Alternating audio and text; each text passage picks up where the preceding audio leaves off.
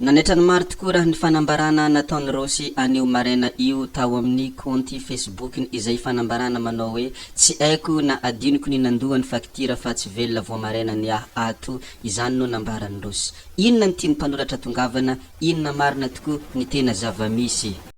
Nanadino nandoa facture ninona tokoa mo i Rosy na hoe Paulbert Rosy Rahasimanana. Raikitra amizay ny fanalana ao anatin'ny commentaire toy izao daholo ny nambaran'olona nanoloanan'io fanambarana izay nataony Rosy io.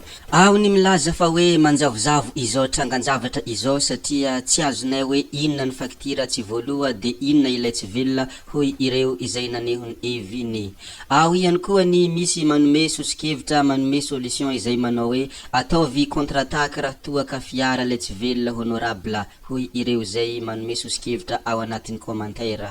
Ao ihany koa no mitarena eo anatrehan'io fanambarana izay nataony Rosy io ka mitarena manao hoe ninay ato ry honorable dia ny rano mihitsy tsy mandeha nefa saika hanasa ny lamba maloto rehetra tamin'iny 13 iny ka tsy hay mety hovinana afrina no handehanan'ny ranonay. Izany no fanambarany sasany tao anatin'ny commentaire manoloana io fanambarany honorable Rosy izay manao hoe tsy haiko na adiniko ny nandony facture fa tsy velona vao maraina ny ato.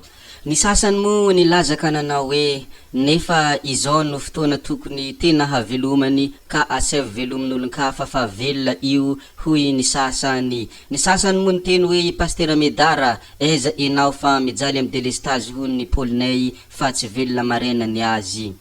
Mivavaka ho an'ny honorable isika mba tsy ho adinina manaraka ny handony facture indrindra mba ho velona vao maraina ny azy ao. Fa ny tranganjavatra toy ireny sy ny zavatra rehetra izay miseho dia misy ny mahatsara azy daholo ka soa kenda haitsako soa lavo hay amindra ary ny olobe tsy lavo matetika koa dia engane tsy hanadino handony facture ary mba ho velona vao maraina ny Paulbert Rosy Rahasimanana.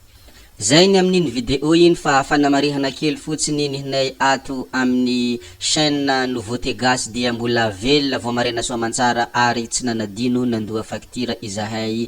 Koa dia mirary soa atsika rehetra ary mankasitraka nareo rehetra na vita nahay ny video hatramin'ny farany. Zay fa bye bye, gaby oye, ciao ciao.